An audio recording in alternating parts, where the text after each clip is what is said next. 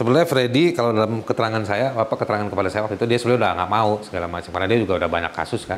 Bagaimana kamu mau bongkar kasus narkoba yang sistematis ini jika orang sequalified Freddy Budiman dieksekusi mati? Atau memang sengaja dimatikan supaya terputus kan? Ya, itu abang yang ngomong lah. Dulu saya udah ngomong kayak gimana malah dibantah.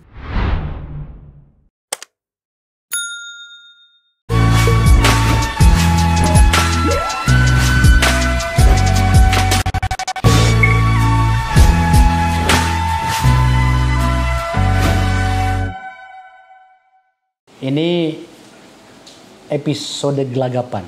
Episode hujan rintik-rintik. Kita di tempat yang berbeda. Ini yakin loh nggak mau makan? Nanti pisang goreng saya ambil dikit-dikit. Jadi tiba-tiba aku pengen bicara sama Haris. Karena kan begini bro. Ini kan di ruang publik ini sekarang ini ada yang berhubungan dengan polisi ya. Ada 3 yang sedang ribut. 3 klaster. Klaster judi online yang sekarang sudah tidak jelas sampai di mana. Kemudian klaster narkoba juga tidak jelas, ya kan, yang melibatkan Teddy Minahasa, mantan Kapolda Sumatera Barat, dan yang sedang lagi ribut-ributnya ini adalah klaster mafia tambang. Iya. Ini melibatkan aparat penegak hukum dalam hal ini kepolisian. Tapi kan lu pernah janji gua kan, pada suatu saat itu nantinya akan membuka di tempat saya ini narkoba. Karena dulu kan lu pernah bikin heboh itu waktu Freddy Budiman ya? 2016. 2016 ya? Gitu. Buat tagih. Nah, jadi siang ini, tapi kita sambil makan soalnya nih. Saya tuh gelisah bro. Saya gelisah karena ini menyangkut dengan masa depan anak-anak kita.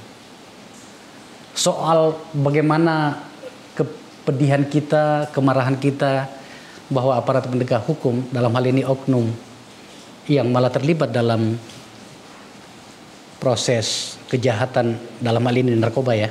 Tadi kan 3 klaster, kita hari ini mau bicara tentang narkoba, itu tak usah kita perdebatkan lagi karena memang sudah marah kita, marah banyak orang.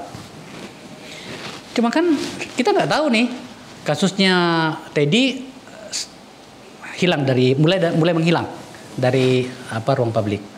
Saya dengar sih terus berproses tapi tak ada lagi yang peduli dengan itu. Padahal sebenarnya kan ini luar biasa gitu.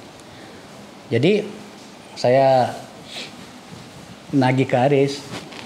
Dulu tuh waktu Freddy Budiman sebelum dihukum mati, dia cerita banyak sama lu kan? Ya lumayan lah. Lumayan seperti apa? Lumayan banyak dia cerita. Dan lumayan setelah dia dieksekusi, jadi kita yang dikejar-kejar. Dilaporin ke polisi sama banyak pihak. Lu dilaporin? Dilaporin. Sampai sekarang gimana? Sampai sekarang nggak tahu pokoknya. Tapi cuma dilaporin aja waktu itu. Gara-gara ngungkap itu, dia hampir dilaporkan karena dianggap membuat berita bohong. Tapi kan pas di timnya bekerja, diperiksa semua, ya terbukti saya nggak bohong, saya ketemu sama Freddy. CCTV-nya ada, daftar buku tamunya ada, di penjara segala macam. Itu kan sudah lewat ya. Oke, you mengkonfirmasi itu. Tapi maksud saya begini. Saya yakin kita sepakat bahwa kita tidak bisa hanya menganggap itu sebagai sebuah peristiwa semata. Ya kan? Apalagi sekarang sudah ada yang terlibat. Jenderal bro. Ya sejujurnya saya agak luka ya. Karena kan saya mengenal Pak Teddy. Tandem saya dulu ketika kita kampanye 2014, beliau itu adalah Jokowi. Ajudan melekatnya Pak Jokowi. Kemana-mana kita sama-sama. Makanya saya kaget banget. Dan selama saya jadi politisi, khususnya jadi anggota DPR di Komisi 3 itu, saya betul-betul concern kalau soal narkoba, bos. Anak-anak kita soalnya. Iya. Ya kan. Sebenarnya gimana sih? Coba lu jelasin, bos. Klaster-klaster narkoba itu setidaknya seperti penjelasan Pak Freddy Budiman itu seperti apa? Sebab saya nggak terlalu yakin itu sudah berubah banyak dari apa yang dijelaskan Freddy. Iya. Pertama gini, saya disclaimer dulu lah ya. Artinya saya akan coba nanti saya pinjam ini papan, saya akan gambar. Tapi mungkin saya tidak akan menyebut nama-nama orang atau nama-nama institusi. Saya mungkin akan menggambarkan kayak semacam tingkatan dan spider web-nya kira-kira. Bagaimana barang itu bekerja. Tidak hanya berdasarkan keterangannya orang yang saya sebut, yang tadi abang sebut itu. Tetapi juga dari beberapa kasus, ya saya secara pribadi dengan sejumlah tim atau sejumlah organisasi dapat laporannya, bagaimana cara bermainnya dan lain-lain. Perihal bahwa ada yang tidak bisa kita tindak lanjuti, ada yang kita tindak lanjuti tapi juga tidak ada koreksi, ada yang kita tindak lanjuti dapat respon tapi sekedar untuk respon-respon yang sesaat, nggak ada yang sangat signifikan. Nah itu kejadian gitu. Nah, gue sambil makan ya. Abang makan aja, saya gambarin deh nih. Ini sebenarnya bisa dipakai nih ya? Iya bisa. Jadi gini bang, sebetulnya soal narkoba itu barangnya itu banyak kan. Jadi secara kuantiti itu tinggi. Secara penyebaran, tingkat tersebarnya itu juga cukup meluas. Seluruh Indonesia atau Jawa? Dalam sejumlah informasi, bahkan di media juga udah banyak, itu levelnya udah di level-level kabupaten. Sudah sampai ke situ ya? Udah sampai di level-level sana. Jadi dia bukan sekedar isu apa ibu kota gitu, bukan. Yeah. Jadi bukan sekedar daerah-daerah daerah-daerah metropolis gitu ya, tapi juga udah sampai di level-level yang kecil-kecil. Nah, jadi ini mengkhawatirkan lah. Ini kesimpulannya adalah kalau ditambahkan makin mengkhawatirkan. Gitu. Menariknya, situasi mengkhawatirkan ini tidak berbanding lurus dengan kampanye. Nah, kampanye ini maksudnya apa? Energi negara. Energi negara. Budget. Lalu institusi. Ya kan? Nah, ini semua budget, institusi, ruang keterlibatan, agen-agen kampanyenya kan juga banyak. Nah, ininya meluas kampanyenya. Dia udah menjadi narasi, ya kan, narasi publik. Tapi ininya juga makin memperburuk. Jadi kan sebetulnya ada satu hal yang memisahkan ini sampai mereka nggak ketemu. Gitu. Nah ternyata kalau dari yang saya pernah dapat, sebetulnya kenapa barang ini besar? Karena ini pertama rupiahnya juga gede. Berapa kira-kira nominalnya? Kalau kita mau hitung. Waduh, saya nggak pernah secara hitung. Besaran. Tapi ini bisa ratusan miliar, mungkin triliunan barangkali. Kenapa seperti itu? Karena harga belanjanya kecil. Tapi begitu dia dibawa masuk ke market ini, dia harganya menjadi rupiah besar. Jadi kecil ini dia membesar di sini. Misalnya waktu itu saya dapat informasi kurang lebih 5.000 rupiah kalau uang rupiahnya. Produksinya? Per unitnya ya, barang itu. Dijual di marketnya itu bisa sekitar waktu itu 250 ribuan. Berapa kali lipat nih bang? Ya kan? Jadi ini penting ya, ini teori dagang aja. Demand-nya tinggi, maka kompetitifnya juga tinggi. Nah, barang ini kan di luar kota bang. Ini kan? Apa di luar negeri? Dia untuk masuk ke sini, dia butuh sejumlah hal. Kak, itu barang sampai di sini dulu itu barang itu yang dari luar negeri itu barang jadi atau bahan baku? Barang jadi. Saya dengar kita sudah ada yang bisa memproduksi di sini. ada juga kalau lihat beberapa kasus itu ada juga yang pabrik yang ketangkep kayak gitu-gitu ada. Jadi ya sebenarnya kalau ini ada bahan, terus ada olahan, gitu. Ada yang beli bahan, ada yang beli sudah jadi. Nah, untuk masuk ke Indonesia itu kan berarti ada namanya transportasi kan, dibawa. Lalu ada otoritas di situ, lalu ada yang punya informasi, gitu. Dan ini unsur negara semua, ya kan? Distribusi ini ada regulasi internasionalnya, meskipun alat pengangkutnya swasta, dan semua kan harus terkonfirmasi, terverifikasi gitu. Ada yang ngontrol, ada otoritas. Sampai di sini juga ada otoritasnya lagi, ya kan? Untuk ngecek barang dari luar negeri masuk itu ada otoritasnya. Ini, ya. Nah, yang punya informasi untuk surveillance, intelijen, baik dalam distribusi bahkan di sini ada namanya kerjasama intelijen dengan luar negeri. Lalu dengan shippingnya, lalu ketika mendarat sini perusahaan forwardernya, penerima harus ada swastanya di sini, di darat. Nah ini semua ada intelijen-intelijennya, gitu. Ada otoritas-otoritas keamanan untuk menanggulangi situasi ini.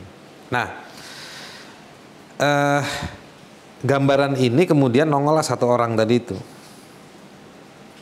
Cara kerjanya adalah sebetulnya bukan dia berangkat sendiri ke sini belanja, tetapi memang ada semacam kayak yang orang tertentu datang ke nama yang tadi abang sebut itu, Freddy Budiman. Nah, datang ke sini yang kira-kira kalau bahasa kita hari ini cari duit yuk gitu, atau lu bergerak, atau kita minta lu bergerak,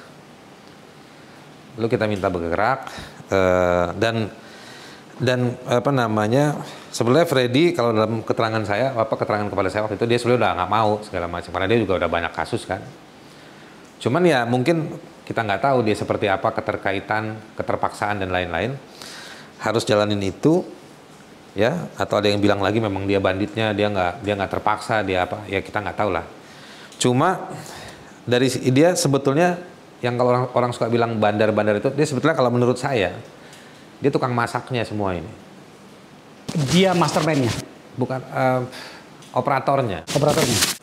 Nah jadi dia yang bisa komunikasi dengan ini, komunikasi dengan pihak-pihak tertentu, ya kan, yang intinya semuanya bisa meloloskan barang itu sampai ke daratan Indonesia, gitu. Nah kan itu ada konsesi-konsesinya, production cost-nya, cost production-nya. Nah itulah yang membuat harga jadi tinggi. Jadi sebetulnya yang membayar ongkos untuk sejumlah pihak tadi itu untuk berkhianat pada tugas-tugasnya adalah konsumen. Oke. Ada konsumen itu. Jadi makanya 5.000. Tapi ironi juga kalau misalnya barang ini dijual 5.000, dijual 250.000 aja, pasarnya membengkak, apalagi dijual 5.000. Semakin mengerikan. Jadi masalahnya bukan di soal teori ekonominya.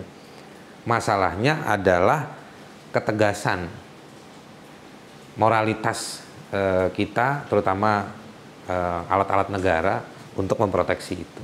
Nah, ini gambarannya. Sekarang balik ke campaign ini, Bang. Campaign aja nggak cukup. Ya kan? Kita punya pelabuhan tikus, Bang, banyak. Negara kita negara kepulauan, pelabuhan tikusnya banyak, ya kan? Tadi abang bilang apa? Ada polisi itu terkait sama tambang-tambang itu. Ya, mafia tambang. Mafia tambang. Itu juga perusahaan-perusahaan tambang itu punya partner atau mereka punya jetty kan? Ya. Pelabuhan-pelabuhan untuk satu sektor aja. Di tengah masyarakat itu bahkan kita punya floating market kan, pasar. Karena negara kita negara 2/3 isinya air. Jadi yang namanya pulau, ya kan, gitu, itu dia dikepung sama air. otoritas mengawasi ini gimana? Makanya penting nih kita diskusi ini kan kayaknya Pak Yudo KSAL menjadi Panglima TNI ini. Ya, meskipun belum dilantik, tapi sudah ada pekerjaan rumah nih. Nah, ini isu yang kita perlu pertanyakan kan ke lembaga koordinasi namanya Bakamla juga. Di situ kan ada polisi, ada angkatan laut, bea cukai barangkali juga di situ, imigrasi apa. Nah ini melindungi laut kita supaya nggak gampang diintervensi untuk membawa oleh pihak-pihak tertentu membawa barang. Itu satu. Bayangkan saja dalam cerita-cerita yang kami dapat itu pakai jalur resmi loh. Jadi diamini dengan tanda kutip. Jadi barang narkoba dari luar, baik barang bahan jadi maupun bahan baku, masuk ke dalam Indonesia, difasilitasi oleh otoritas resmi pemerintah, oke, kemudian dan melewati pintu-pintu resmi. Iya. Pintu resmi itu seperti apa? Ya, misalnya gini, dia bisa sampai itu barang di waktu itu kalau keterangannya FB bisa sampai di Tanjung Priuk. Tanjung Priuk kan ada otoritasnya, gitu, bisa masuk, gitu. Nah, apakah barang itu dikualifikasi sebagai barang yang secara sah dan halal boleh masuk? Dugaan saya enggak. Dan ketika saya periksa juga enggak. Periksa itu artinya saya cek gitu ya, itemnya dari informasi yang kita dapat. Tetapi bisa lolos dengan tanda kutip tadi itu, diloloskan. Terlihat tapi tidak diucapkan, ya kan, bisa dipegang tapi dibiarkan keluar, kayak gitu-gitu. Nah bahkan waktu info yang dari si tadi yang abang sebut namanya itu, barangnya itu sebetulnya udah sampai keluar ke jalanan dengan kendaraan dan menjadi rebutan juga oleh sejumlah institusi yang punya kekuatan atau kapasitas keamanan. Jadi rebutan juga. Loh, tidakkah mereka sudah dikonsolidasikan oleh Freddy? Siapa saja yang terlibat, masing-masing dapat apa begitu? Nah itu dia yang menariknya. Ini begitu barang masuk, itu jadi rebutan lagi. Jadi ya kalau ada yang institusi satu lagi bilang kami menemukan dan kami tahu bahwa institusi tersebut membiarkan. Ya saya perhalus atau saya menghindari untuk mengatakan turut terlibat lah, tapi membiarkan atau gagal. Jadi institusi yang lainnya, tapi ada di ujung jadi rebut-rebutan. Menjadi informasi yang tidak berkesudahan sampai hari ini. Meskipun sejumlah pimpinannya udah pada pensiun itu. Masih pada hidup dan masih suka nongol di TV sampai hari ini. Nanti kita bahas soal itu. Ini dulu nih. Iya. Ya. Nah jadi masuk, keluar, sebelum ke pasar tadi itu tuh, dia masuk, keluar jadi rebutan lagi, lalu jadi ketarik nih, jadi TSK, tapi barangnya menurut dia beredar lagi barangnya, gitu. Nah jadi gimana saya mau gambarin ya? Kalau tadi abang pakai pendekatannya anak cucu kita, masa depan kita, dikepung, salah satu hal yang mengepung adalah soal maraknya narkoba. Ya kan memang tata kelola ini pernah terjadi. Ini kan udah waktu itu keterangannya kan 2016. Nah, abang yang mungkin lebih tahu soal Teddy Minahasa. Apakah situasinya masih seperti ini? Oke. Nah, mudah-mudahan nanti terlihat di dokumen hukum ketika dibawa ke persidangan. Ya, maksud saya begini bro. Maksud saya itu gini. Ini kan itu peristiwa tahun 2016. Ya. Dari sejak itu kemudian sampai hari ini, orang-orang termasuk saya masih mempercayai bahwa informasi paling detail tentang jaringan elit narkoba itu masih ada di tanganmu, Riz. Karena kau langsung berbicara dengan seorang yang betul-betul mengendalikan tanda petik narkoba di nasional. Oke? Okay? Ya. Bahwa hari ini tetap jalan, saya meyakini setidaknya dari berbagai informasi bahwa sebenarnya ini adalah jaringan lama. Mungkin saja ada pengembangan. Kalau kemarin itu ada 3, misalnya Ferry Budiman ada membawai 3 atau 4 atau 7, saya yakin sekarang semakin melebar. Kalau Ferry Budiman, dugaan saya dia bukan membawahi, dia operator sifatnya. Lah itu maksud saya, dia operator, tetapi kan dia punya namanya operator itu kan butuh kaki. Jadi yang datang ke dia, ada yang datang ke dia untuk minta Kalau misalnya kalau dalam istilah proyek pembangunan itu kontraktor, dia yang eksekusi. Betul, tapi kan kemudian seorang kontraktor itu dia membutuhkan para pemasok-pemasok. Oh iya, apa namanya sih itu dalam ilmu? Investor. Bukan investor, pemasok itu loh, siapa yang memasok seng, memasok semen segala macam gitu kan? Itu kan pasti dia berhubungan. Oh dia tahu, Ya, dia tahu mesti beli barang di mana. Oke, nah Kualifikasi orang seperti FB itu di dalam kasus yang dia ceritakan itu, dia tahu mesti beli barang di mana, gitu. Dan dia tahu bukan dia yang punya duit, ada orang yang bayar. dari informasinya Freddy pada saat itu kepada dirimu itu, orang yang selevel dengan dia di Republik Indonesia dalam hal narkoba itu berapa banyak? Ada belasan. Ada belasan waktu itu. Jadi sebenarnya Tapi kan satu aja bisa bawa berapa banyak barang? Iya makanya, ya yang saya mau katakan adalah mana kan? Sekali waktu ya, sekali waktu bisa bawa barang segitu banyaknya, Ya, berkontainer waktu itu. Makanya ini pemirsa dari penjelasan ini tadi Pak Haris mengatakan ternyata Freddy itu satu dari belasan pemain besar waktu itu pada masa itu. Dengan ditembak matinya Freddy Budiman, ada banyak pikiran bahwa narkoba sudah tertangani. Pasti tidak. Selain jaringannya sendiri. Karena waktu itu begini Bang konteksnya. Saya kan menyampaikan informasi pentingnya Freddy Budiman waktu itu kepada pejabat-pejabat negara lah. Supaya jangan dieksekusi. Logiknya gampang. Bagaimana kamu eksekusi, bagaimana kamu mau bongkar kasus narkoba yang sistematis ini jika orang se-qualified Freddy Budiman dieksekusi mati? Atau memang sengaja dimatikan supaya terputus kan? Ya, itu abang yang ngomong lah. Dulu saya udah ngomong kayak gimana malah dibantah. Karena itu di sisi yang lain mengeksekusi atau menghukum mati Freddy Budiman waktu itu digunakan untuk menunjukkan ketegasan negara. Kalau kami di orang-orang yang kerja di advokasi di bidang HAM, kita bilang bahwa hukum itu harus tegas, bukan kejam. Hukuman mati itu buat kita mungkin berbeda ya, tapi buat kami beberapa teman itu hukuman mati itu kejam dan dia sering dipakai sebagai ujung dari campaign tadi itu. Ini bentuk ketegasan kami terhadap narkoba. Tapi lihat hasilnya, marketnya tambah besar. Oke, bro, kita sudah kelihatan dari luar tadi dia sudah masuk ke Indonesia dan kemudian menjadi rebutan. Saya sebenarnya bingung kenapa ternyata menjadi rebutan lagi. Padahal kan seandainya saya Freddy Budiman kan, ini kan banyak orang nih yang menjaga saya dan atau bekerja sama dengan saya dan atau saya manfaatkan kira-kira gitu kan. Dia udah bagi nanti ini akan datang ini tolong diamankan dapat kamu sekian. Kan biasanya kan begitu tuh. Ya tapi kan saya orang yang masih percaya bahwa di dalam institusi-institusi negara di bidang keamanan, penegakan hukum masih banyak orang yang baik. Oh, tentu saja. Yang berani maju gitu, itu satu.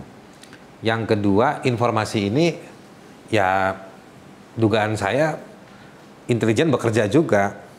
Intelijen macam-macam, BNN punya intelijen, BAIS punya intelijen, BAIS intelijen, TNI punya intelijen, Mabes Polri punya intelijen.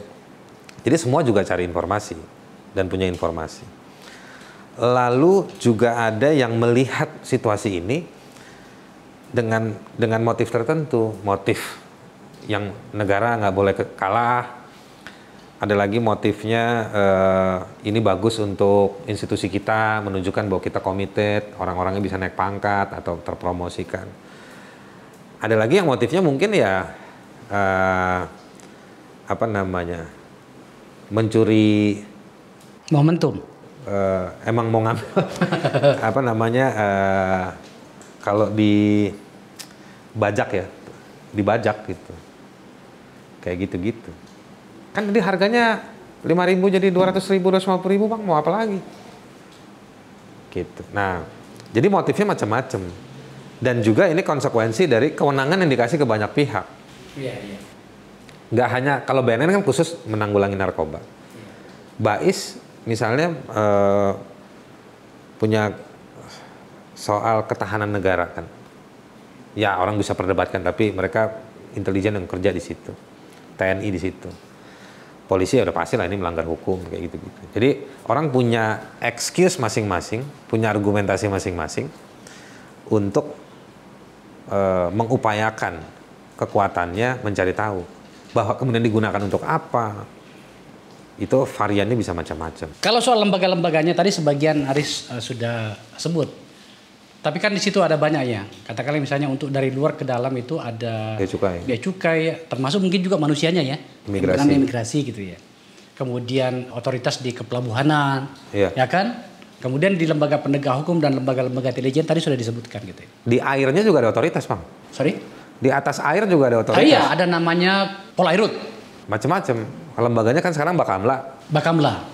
Oke. Nah, informasi dari Freddy, dia katakan bahwa semuanya adalah bagian dari kegiatan dia kan? Iya, dia yang mengatur. Iya, dia mengatur. Artinya lembaga-lembaga tadi itu dia yang ngatur, mengasih tahu, ya begitulah. Mau ada apa, nanti bagiannya berapa, kayak gitu. Iya. Saya menghormati permintaan dari kamu tidak menyebutkan nama orang-orangnya. Oke. Nama orangnya atau institusinya saya udah, maksud saya bukan nggak berani, cuman saya melihat justru di luar ada yang nggak berani mau ngungkap. Jadi buat apa juga kita ungkap? Paham saya. Oke, tadi lembaga-lembaganya sudah. Nah, sekarang kita maju selangkah karena tadi kan pembukaan saya itu bahwa sekarang sudah sampai pada tahapan jenderal. Hari ini yang terbuka itu adalah polisi. Bintang 2 kan gitu ya. Gini Bang, kalau saya dulu kita udah ngerjakan partisipasi kita sebagai warga. Justru kita yang dituduh macam-macam, diintelin, dikejar-kejar, difitnah, macam-macam lah. Dulu waktu saya 2016 itu kan saya masih sama Kontras. Kantor Kontras itu websitenya apa namanya istilahnya diserang. Dihack? Bukan dihack, diserang sistemnya. Oh ya? Iya. Dari 7 kota di Indonesia, ya kan? Nah, yang ingin saya bilang sama abang, ketika warga sudah bicara, ya kalau gitu sekarang biarkan saja pelakunya yang bicara. Paham nggak maksudnya? Paham, tapi mana mau dia? Kalau kita nggak bisa menghentikan lava keluar dari gunung berapi, biar aja tuh gunung yang ngeluarin sendiri. Iya, tapi kan rusak kita kalau kayak gitu, Riz. Ya memang mungkin kita harus juga tahu tentang peristiwa alamiah seperti yang di Perancis ya. Perancis itu kan hari ini kan dia republik yang kelima. Ketika dia berusaha menjadi republik pertama kali, banyak pengkhianatan, banyak pemutarbalikan, perang saudara. Nah, saya nggak berharap seperti itu. Tapi ketika warga mau jaga negara, lalu kita malah dituduh macam-macam, ya biarkan saja. Sekarang akhirnya para pelaku itu yang saling. Enggak, maksud saya paham. Maksud saya begini, apa yang kau alami pada saat membongkar kasus ini tahun 2016, berikut dengan seluruh tekanan yang kau hadapi, saya tahu ceritanya, banyak yang menceritakan sama saya, termasuk dari kamu, Riz. Dan saya ikut merasa sedih dengan itu. Tetapi kan begini, kita tidak boleh mengambil posisi untuk mendiamkan saja sekarang. Pada saat yang bersamaan ada situasi yang menyenangkan. Apa itu? Keberanian civil society untuk bersikap yang didorong oleh teknologi bernama media sosial dan didorong pula oleh rasa enak ya. Bagaimana? Kalau enak sih udah pada enak lah. Iya makanya bagaimana alat negara justru dipakai untuk memperkaya diri dan dalam level yang lebih besar mengkhianati negara itu semakin besar. Nah, saya tidak terlalu yakin mereka akan berbicara tentang itu. Nah, ini proses yang sedang kita lakukan ini adalah untuk itu. Oke, kita tadi sudah sampai pada tahapan barang keluar. Nah, sekarang kita maju selangkah. Ternyata dengan dihukum matinya Freddy Budiman malah semakin parah. Dari waktu itu direspon kan, bahkan Presiden Jokowi juga minta kan, apa yang saya bicarakan waktu itu ditindaklanjuti. Ditindaklanjuti waktu itu hanya ada satu pejabat level menengah lah, yang diproses, yang saya juga nggak tahu hasilnya apa. Siapa waktu itu? Adalah inisialnya S kalau nggak salah. Tapi ya menurut saya bukan nobody lah dalam struktur kekuasaan itu. Dia di lembaga mana? Polisi. Polisi, pangkatnya? Perwira menengah, lupa saya. Oke. Nah, Itu yang saya maksud. Iya. Dalam kenyataannya ternyata kalau kita mau menggunakan pendekatan level kewenangan, dia cuma perwira menengah kan. Kalau polisi mungkin sekitar AKBP atau AKP. Apalagi AKP kan gitu ya. Perwira menengah tapi rendah. Iya. Nah ternyata kelihatannya bintang 2 ada tuh di satu lembaga. Sementara tadi kan Iu menjelaskan di sini bukan cuma di satu lembaga, semuanya terlibat loh ya. Ya ada beberapa lah. Makanya, nah sekarang kita masuk pada pembahasan yang lebih jauh. Oke, saya setuju. Saya mendukungmu tidak menyebutkan nama. Tetapi kalau bisa diidentifikasi orang-orang yang dulu terlibat itu di mana semua sekarang, tanpa harus menyebut nama, Riz. Beberapa sih ada masih. Masih ada. Masih suka nongol Nongol di mana? di media. Televisi. Iya, ya media. Nah, bicara tentang apa deh? Ya, macam-macam. Tentang narkoba. Enggak. Bicara soal lain-lain. Nah, Gitu. Masih ada beberapa saya lihat. Macam-macam ada yang ada ya jabatan atau posisinya di mana. Gitu. Tapi gini aja Bang, saya kasih tahu. Yang Abang sebut tadi namanya itu dia udah bikin catatannya. Dan ada kesaksian videonya. Gitu. Itu sih saya yakin suatu hari akan muncul. kesaksian video menyangkut ini dan sekarang di tangan siapa? Ah, itu saya nggak bisa bilang Bang. Yang pasti bukan sama saya. Karena saya udah tahu kan saya ya dengan situasi begini dari awal saya udah tahu pasti saya Ditarget. nggak aman kalau saya yang nyimpen. Tapi ada gitu ya? Ada tuh barang. Itu kesaksian itu ada. Dan itu nanti ya bakal keluar. One day itu bakal keluar. Kapan saya nggak tahu. Kalau Abang tanya di sini maupun nanti di kamera dimatiin, tanya saya nggak bakal jawab juga. Gitu. Iya tapi kan. Tapi itu info terlalu penting. Ya karena begini. Ya dulu tuh kalau Munir tuh suka ngajarin mencari fakta itu penting. Jadi kita tuh dididik dari dulu di Kontras itu investigasi lah bahasa gampangnya untuk mendekati fakta dan mendokumentasikan. Kemudian membawa fakta itu ke tempat tertentu dalam konteks tertentu itu juga penting. Gitu. Nah, dalam banyak hal di Indonesia selalu banyak momentum. Abang kan orang bekas di DPR. Sebelum di DPR dan sesudah di DPR, Abang juga nggak banyak gaya berubah juga. Ya Abang pasti udah tahu lah. Speknya Abang kan juga urusannya kan ngotak-ngatik penguasa juga. Meskipun Abang juga pernah di kekuasaan dan dikhianati juga oleh kekuasaan. Okay. Jadi yang saya mau bilang sama Abang, konteksnya gitu.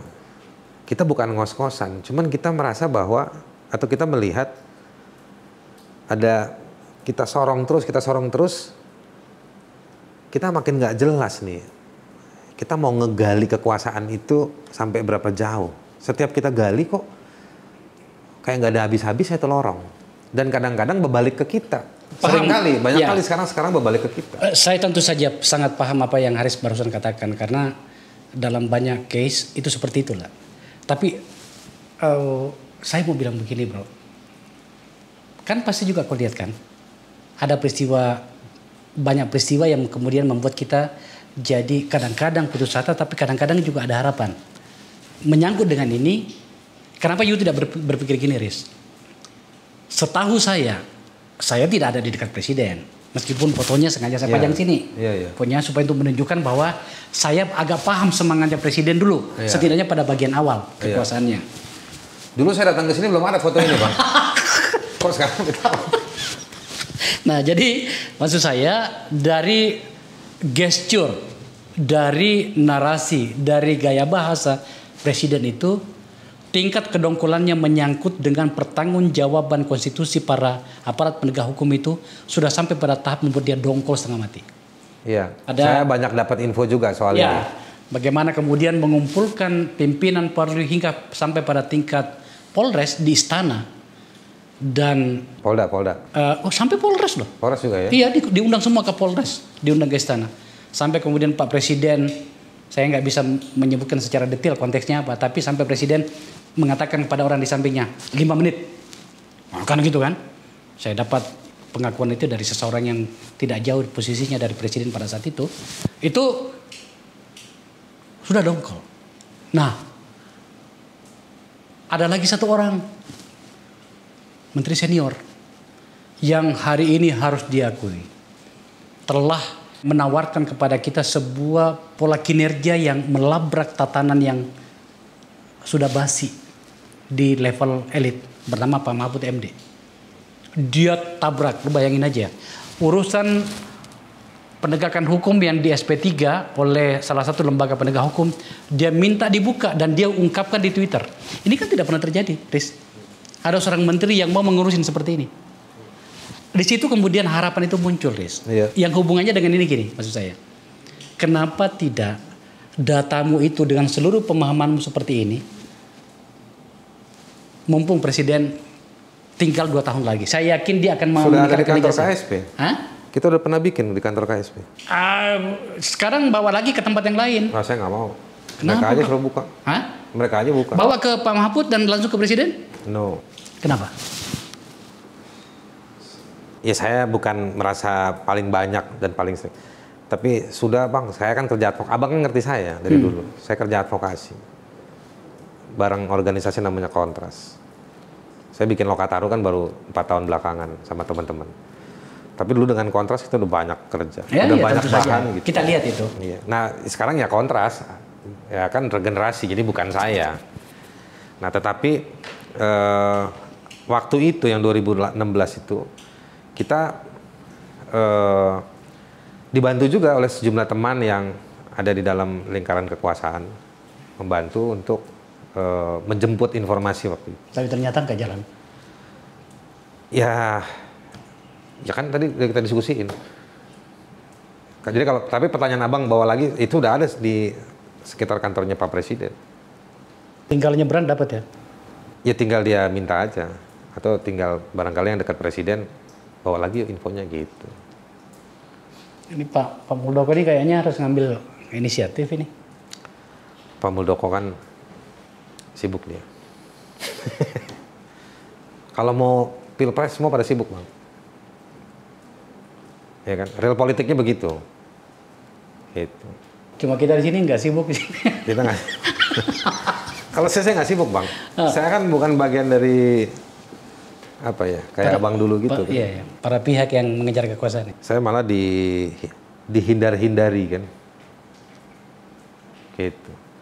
Nah jadi kalau balik ke kasus siapa Teddy Minahasa ya, yang nangkep siapa Kapolda Pak Fadil ya. Kalau di level itu aja sih kita bilang ya bagus lah udah. Gitu. Nah saya pernah ngomong di YouTube-nya Bang Zulfan Lindan, sohibnya abang tuh kan. Dia tanya sama saya, ini saya mau ngulang ke abang sebelum abang tanya, gimana cara memperbaiki polisi, Riz? Saya bilang, Mabes Polri harus ungkap kasus-kasus besar yang melibatkan pejabat-pejabatnya. Pejabat-pejabat Polri ya. Apapun itu ya. Tadi abang bilang apa? Tambang, narkoba, Judi online. judi online, apa lagi bang? Banyak. Mafia tanah. Mungkin mafia tanah, Lingkungan. pasti banyak lah ya. Nah, bagaimana Mabes bongkar ini semua? Karena ini adalah systematic crime, kejahatan-kejahatan yang sistematis. Peraturan Kapolri tentang manajemen penyidikan itu mengatur kasus kualifikasi seperti apa yang ditangani oleh Mabes Polri. Jadi jangan Mabes Polri nanganin kasus-kasus yang warga sipil murni. Mabes Polri itu yang punya banyak kelebihan dibandingkan dengan Polda, Polres, atau Polresta dan Polsek. Jadi dia harus bongkar yang kejahatan-kejahatan sistematis itu. Nah, itu yang harusnya dilakukan. Jadi kalau Kapolda Metro dengan timnya bongkar nangkep Teddy Minahasa. Nah, Kapolda yang lain apa? Ya kan? Atau Mabes Polri ungkap apa? Ismail Bolong misalnya, pertambangan. Itu kan dia saat menceritakan video itu tentang satu peristiwa saja. Saya nggak ngomongin dia ngasih duitnya ke siapa ya. Cuman peristiwa yang hanya di satu titik pada waktu itu. Sementara praktek tambang seperti narkoba, dia meluas, ada banyak titik, banyak tempat, dan banyak scene. Tadi kita gambarin ya alurnya kan, Bang, di mana, di mana, di mana. Di tambang kan juga begitu. Ya. Ada ada prakteknya, ada izinnya, ada prakteknya, ada distribusinya, mobilisasinya. Nah itu spot-spotnya apa aja, ada otoritas apa aja di situ. Nah, cuman masyarakat ini demennya sama ketika orang nyebut nama. Iya sih. Demen yang heboh-heboh begitu. Karena begini bro, ada saya lihat psikologinya para pejabat kita itu. Kalau lembaganya yang dikritik, nggak peduli mereka. Tapi kalau dirinya? Contoh misalnya, Mahkamah Agung, 2 hakim agungnya tersangka. Oke? Itu sudah seperti kiamat sebenarnya itu. Hakim Agung loh bro. Tapi kemudian, apakah ada langkah yang serius untuk secara sistematis memperbaiki jangan sampai terjadi lagi? Kita belum lihat. Malah yang diskusi Menko Polhukamnya. Tapi kalau orangnya, wah, dia lakukan apapun. Even itu juga di lembaga-lembaga lain. Sama di DPR, kita memaki-maki DPR tiap hari. Ada upaya untuk perbaikan nggak? Enggak. Tapi coba kalau orangnya, dia akan lakukan apapun. Iya. Lembaga yang lain juga sama. Iya. Kita mau mengkritisi Polri dengan sangat keras. Enggak tuh. Kesalahan demi kesalahan terjadi. Iya. Tapi kalau orangnya, waduh, repot. Yang lucunya adalah pada saat berbicara tentang orangnya, itu malah pada akhirnya tidak kelihatan substansinya. Nah, hal seperti ini menurut saya kenapa sampai saya ingin menaikkan level permainan dengan menyebut orang. Karena tidak bisa lagi bos. Bahasa saya kepada Pak Mahfud itu, ini basa-basi. Kadang-kadang bahasanya sudah habis, yang tertinggal basinya doang. Ya kalau nyebut-nyebut gitu sih, itu sih kalau buat saya sih bukan perkara susah, gampang. Cuman yang saya sanksikan adalah penerimanya. Iya sih. Lu Jadi kan kalau masih bahasanya Pak Joni Plate set up box-nya. Iya kan? Player penerima TV digitalnya. Nah, kasusnya adalah set box-nya itu belum ada nih. Nggak ada yang respon. Betul. Apalagi dulu masih tersangka sekarang kan?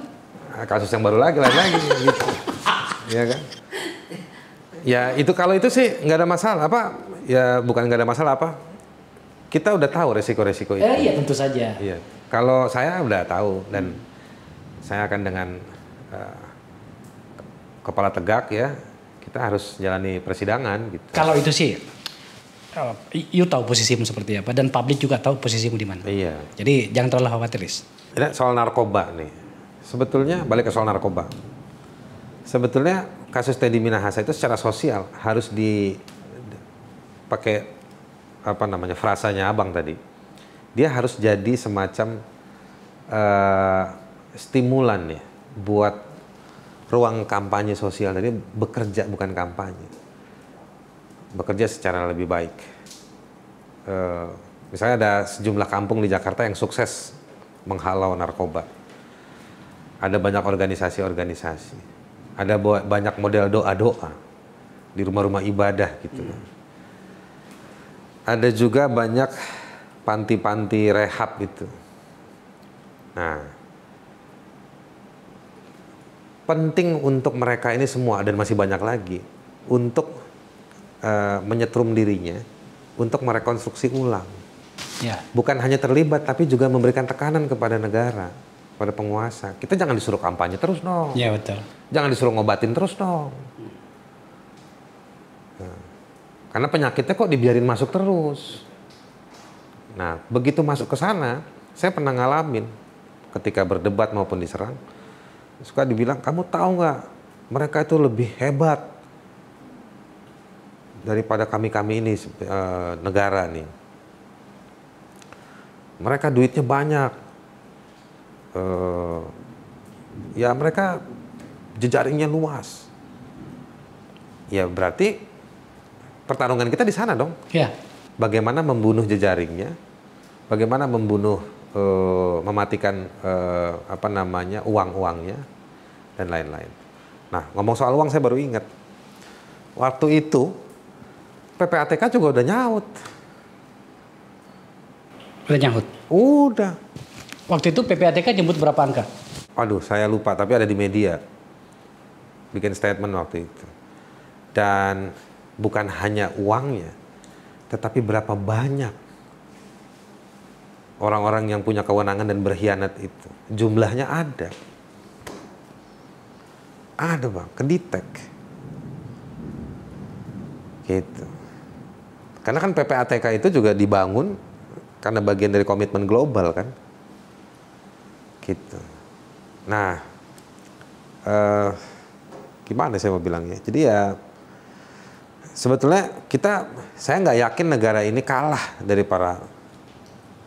You mau bilang begini, dari kasus yang you pernah bongkar itu, setidaknya sebenarnya puzzle-nya itu udah kelihatan, jelas. Kelihatan. Tinggal bertindak saja. Tinggal bertindak. Gitu. Tinggal bertindak aja. Cuman siapa yang mau pencet tombol untuk mulai? Gitu. Saya jadi bertanya, pertanyaan ini saya jadi bertanya, kalau polisi yang pencet tombol, lah polisi ada di situ kok. Gimana dong? Ya nggak ada masalah. Makanya tadi saya bilang, Mabes Polri itu levelnya itu. Jadi saya senang bukan dalam rangka Teddy Minahasanya, saya nggak kenal secara pribadi, saya nggak punya masalah pribadi sama dia. Tapi saya senang dengan kualifikasi atau kasus seperti itu yang ditangkap pejabatnya. Karena ada satu prinsip penting dalam hukum ya, kita orang hukum Bang. Ini kan kalau nggak salah dari kasusnya dari satu cerita Yesus Kristus ya, Isa Al-Masih. Dalam satu situasi di Yerusalem itu ada perempuan yang di stoning gitu kan, dihukum. Lalu Yesus datang ke situ dan dia bilang, nggak boleh kamu menghukum orang kalau tangan kamu sendiri kotor, kalau diri kamu sendiri. Jadi gimana kita mau benar kalau penegak hukumnya atau pelaksana otorita itu adalah bagian dari itu. Adalah bagian dari kejahatan. Gitu. Nah, jadi yang harus dibenahi adalah sapunya dulu. Jangan kaki kita kotor, ngebersihin lantai yang ada kotoran. Kita cuma mengganti kotoran dengan jenis yang baru aja.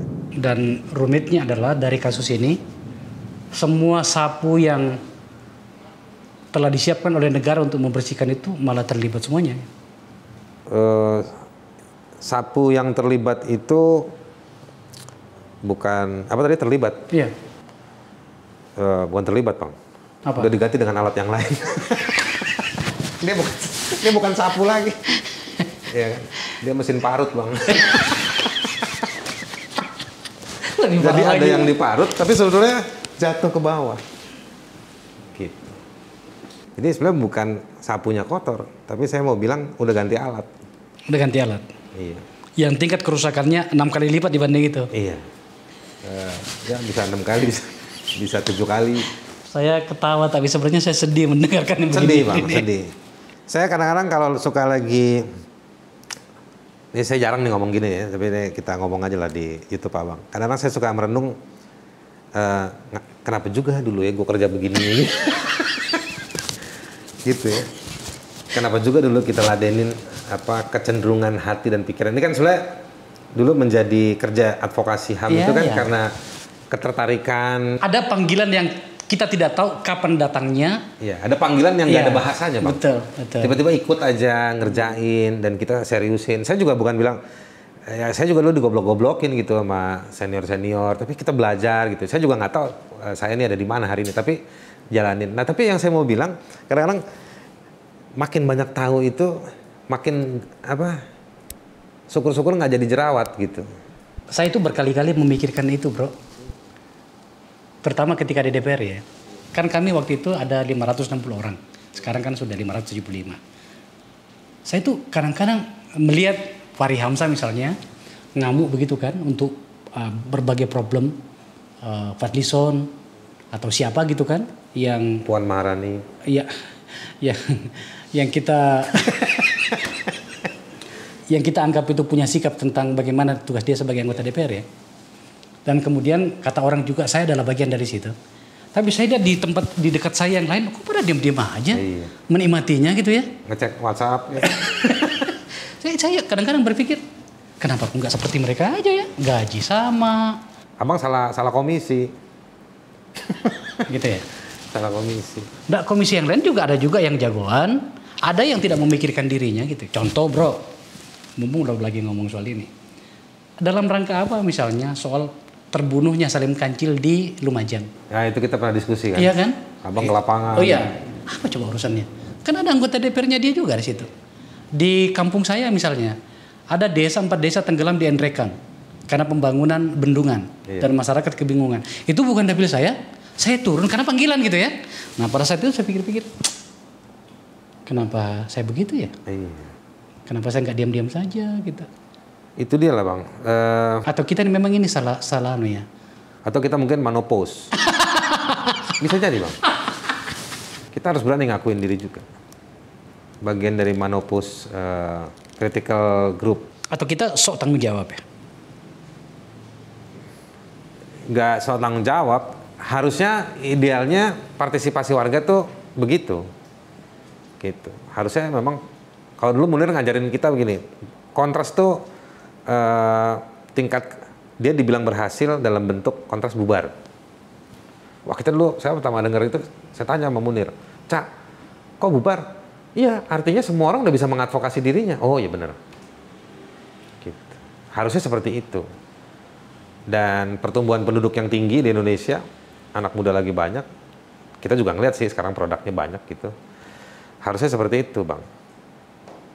Nah, jadi kalau saya mau bilang memang ya apa namanya yang harus dibenahi dulu ya si negaranya dulu gitu. Tapi cuma bang datengin investasi itu segala macam. Di sekitar 2 minggu lalu itu saya nge-tweet di Twitter itu langsung ke-mention ke Pak Jokowi bahwa sambil memberikan penghargaan kepada pemerintahannya dalam hal infrastruktur ya memang harus diakui kelihatan ada bentuk ya dibanding presiden-presiden yang lain. Kelihatan lah dari iya. Bekasi ke Priok cepet sekarang. Iya, sampai ke Surabaya juga. Surabaya. Oke. Tetapi ada hal yang paling mendasar bernama rasa keadilan yang terlanggar itu. Nah, menurut saya itu yang harus diperbaiki. Masih ada waktu 2 tahun. Itulah sebenarnya alasannya saya aja Aris untuk ngomong soal ini. Selain karena ada kasus narkoba yang semakin membesar, terus ada pemicunya Jenderal Bintang 2 loh. Iya benar. Oke. Jarang loh. SBY lu pernah pidato loh bang. 3 masalah besar di negeri ini. Ya kan korupsi, terorisme, narkoba. Tapi ya pidato tinggal pidato. Ganti pemerintahan, ganti rejim ya itu jadi kayak apa namanya ritual demokrasi aja kan. Tapi masalah tetap eksis gitu. Saya tuh sangat berharap ya, karena setidaknya saya pernah berbuat untuk Pak Jokowi di tahap awal. Saya berharap itu tidak lama dari hari ini Pak Jokowi mengambil sebuah momentum berpidato bahwa itu tadi sambil meneruskan legasi infrastruktur yang juga menimbulkan banyak perdebatan, tapi saya mengakui bahwa itu adalah sesuatu yang harus kita lakukan sejak lama, masuk pada wilayah yang paling mendasar. Gaya bahasa saya itu begini, Riz. Oke, kita nikmati naik tol dari Jakarta sampai ke Surabaya. Tapi pada saat kita keluar dari jalan tol yang aman, lancar, terkendali itu, tiba-tiba kita di sana menemukan ada ketidakadilan dan dilakukan atau mengenai warga negara lain. Untung-untung bukan kita. Kadang-kadang itu mengenai kita. Jujur ini saya sambil menunggu laporan Tempo, saya katakan bahwa saya sudah kena nih. Sebuah pemerintahan yang saya usung, ternyata ada bagian dari keluarga saya yang diperlakukan sangat tidak adil. Dirampok tuh adik saya. Abang nunggu keluarga abang dulu kena kan? Sejujurnya enggak ya, tapi terjadi seperti itu gitu ya. Nah, saya kalau Aris bilang bahwa apakah saya marah, marah saya Aris. Lah kita saja yang berbuat dan melakukan banyak hal untuk kepada pemerintahan ini diperlakukan seperti itu. Bagaimana dengan orang yang tak punya kenalan pejabat, bukan bagian dari kekuasaan? Gitu. Nggak berdaya secara informasi dan ekonomi. Nggak punya akses untuk banyak, itu. Bang. Itu dia. Nah, kesadaran dan pikiran seperti ini harus terus-menerus kita dorong. Terutama oleh orang-orang yang punya kesadaran dan kepedulian. Dan kebetulan barangkali punya suara yang cukup bisa didengar seperti Aris. Untuk mengungkapkan itu. Percaya banget kok aku bro, bahwa masyarakat kita bergerak dengan sangat cepat. Dari yang masa bodoh, kemudian muncul kesadaran itu. Kan dia ketika berbicara tentang anaknya, dia akan melakukan apa saja. Kita bicara tentang narkoba hari ini, karena apa? Menyangkut dengan anak-anak kita. Anakmu berapa bro? Adalah. Saya punya anak juga. Saya tidak mau sebut angkanya juga, karena nggak nyebut kan. Gitu. Itu kan terancam bro. Soal waktu dan bagaimana kita menyiapkan diri mereka saja, agar kemudian tidak terkena gitu ya. Kita kan nggak cuman bawa beras ke rumah untuk mereka makan. Itu dia. Kita harus nunjukin sama mereka dan juga banyak, apalagi orang kayak abang gitu ya. Mungkin kayak saya juga, banyak dilihat orang kan. Betul. Meskipun banyak yang benci sama saya. Tapi saya tahu lah ada 2-3 orang yang senang suka nanya-nanya sama saya gitu. Jadi kita perlu kasih contoh yang bagus juga. Kita pernah diskusi di sini beberapa orang teman-teman dulu juga. Mudah-mudahan tidak terjadi nih. Tapi kalau mereka ngomong gini, nanti kalau Haris ditahan gara-gara kasus tersangkanya dia itu, kita bawain nasi padang yuk. Iya. Gitu tuh. Jadi masih banyak orang, dan saya yakin di setiap orang itu ada dalam relung hatinya yang paling dalam. Rasa keadilan itu tidak bisa tergantikan. Dia penjahat, dia pasti merasakan itu juga. Dia orang baik, dia pasti merasakannya. Hanya barangkali tinggal waktu saja Tuhan membuka hatinya. Iya. Kalau dikasih tahu nggak bisa, kita malah diserang balik. Maka biarkan alam ini bekerja, kira-kira begitu. You percaya itu ya? Mau nggak percaya tapi ya kejadian. Gitu. Betul. Ya banyak lah. Ya. Dan nggak ada yang abadi, nggak ada yang kekal. Sejarah sosial manusia itu menunjukkan itu loh. Sejarah sosial menunjukkan itu. Dan ya saya banyak baca juga soal hak asasi manusia gitu ya. Cerita-cerita advokasi hak asasi manusia itu cerita, menurut saya kemajuan hak asasi manusia itu kerjaan kemajuannya para korban di banyak tempat lah, di Amerika Latin, di Afrika, di mana itu perjuangannya mereka, ditambah dengan orang-orang yang berpikir. Tetapi itu juga ada momentum-momentum. Kenapa? Karena momentum-momentum, misalnya abang sama saya begitu, abang pelaku, saya korban. Kuat-kuatannya itu bukan kita berdua aja, karena abang juga pagi harus minum kopi, jadi abang punya ketergantungan sama kopi yang tersedia dan lain-lain. Ada kerumitan di abang, ada kerumitan di saya yang mengunggulkan saya pada sejumlah hal, merugikan abang di sejumlah hal, juga gitu sebaliknya. Nah, momentum-momentum itu pasti akan terjadi. Perubahan-perubahan rejim misalnya kayak di Argentina, rejim yang demokratis dulu kala itu ketika menghentikan rejim militer, karena kecongkakan rejim itu untuk berperang dengan Inggris, Falkland, Malvinas. Sama, Falkland dan Malvinas sama. Dan akhirnya kalah, ya kan? Dan akhirnya perubahan rejim terjadi. Jadi ada kompleksitas itu. Jadi menurut saya itu yang saya bilang alam akan bekerja. Alam itu ya dalam arti yang saya ingin mau mengatakan bahwa ada banyak faktor yang akan membuat Anda itu tidak mungkin menjadi mutlak. Nah, pasti ada titik balik ke sana. Gitu. Nah, jadi kayak Teddy Minahasa balik lagi gitu ya. Itu kecongkakan itu akan dikoreksi. Ketika manusia nggak bisa ngoreksi, COVID mengoreksi. Meskipun COVID juga dimanfaatin untuk memperkaya diri. Gitu ya. Tapi maksud saya, COVID makin menunjukkan kapasitas negara. Gitu. Meskipun dia ada yang ngambil untung gitu, tapi menunjukkan potret lucu-lucuannya lah. Saya nggak usah bilang jelek, tapi lucu-lucunya pemerintah kelihatan gitu. Nah jadi situasi ini akan bekerja. Dan nggak mungkin seorang Akbar Faisal terus-terusan, Haris Ashar terus-terusan, nggak. Nanti ada sisi-sisi angin yang bekerja, apa yang bekerja, macam-macam faktor. Gitu Bang. Setuju. Kita nggak bisa habis nih Bang diskusi Bang. Hah? Nggak bisa habis diskusi. Tapi gini, sebelum supaya kau tidak masuk angin dan tubuhmu tetap sehat, pikiranmu juga tetap sehat, bro. Gua mau titip sesuatu sama lu. Apa? Oh, ada kayaknya ada sponsor ya? Ini iya sponsor, bro. Ini nih, produksi Indonesia. Tolak angin. Supaya you tidak masuk angin dalam berjuang bagi masyarakat, dan supaya you sehat, ada vitamin. Dia punya sudah sampai pada tahapan ini. Apa nih? Vitamin E, dosis tinggi. Kalau ini gua minum, bro. Saya cocok banget. Kalau tolak angin tuh si Pak siapa namanya? Pak Irwan. Pak Irwan ya? Ini isinya berapa ya? 12 ini. Masih ada ya? Nah, itu. Nih, lu bawain anak di kantor. Ya. Ini bagus untuk mengawal, jadi iklan ya. Mengawal babak 16 dan seterusnya yang makin malam jam tayangnya, ya kan, betul nggak? Lu jagoan siapa sih? Kalau saya dari dulu Argentina Bang, cuman kayaknya mulai agak kewalahan tuh.